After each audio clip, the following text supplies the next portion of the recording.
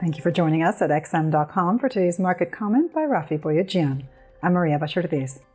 Fresh uncertainty about the timing and pace of Fed rate cuts this year weighed on markets on Friday as policymakers grew increasingly wary about the inflation outlook. The expectation that the Fed will be able to cut rates 3 times by year-end has been under scrutiny all week, initially coming into doubt from the hot ISM manufacturing survey before the softer services PMI eased concerns midweek. Fed Chair Powell and other speakers seemed to endorse the view that 3 rate cuts were feasible in 2024, but the tune changed on Thursday when Kashkari and others sounded less optimistic.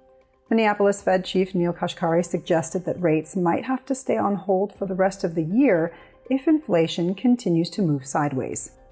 The hawkish remarks dented sentiment in equity markets, with all 3 of Wall Street's leading indices closing more than 1% lower, while the U.S. dollar halted its decline.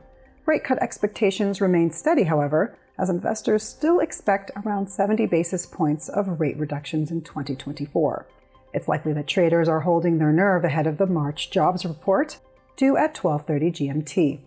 The consensus forecast is for non-farm payrolls to have risen by 200,000.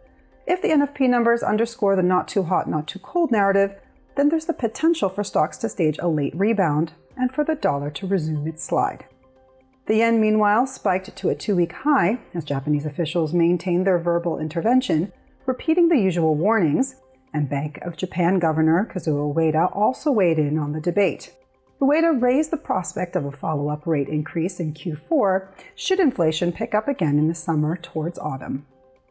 Israel has warned of a possible attack by Iran over the weekend in retaliation to the Israeli airstrike earlier this week that destroyed the Iranian consulate in Syria. The threat of a fresh disruption to oil supply has been bolstering oil prices in recent days.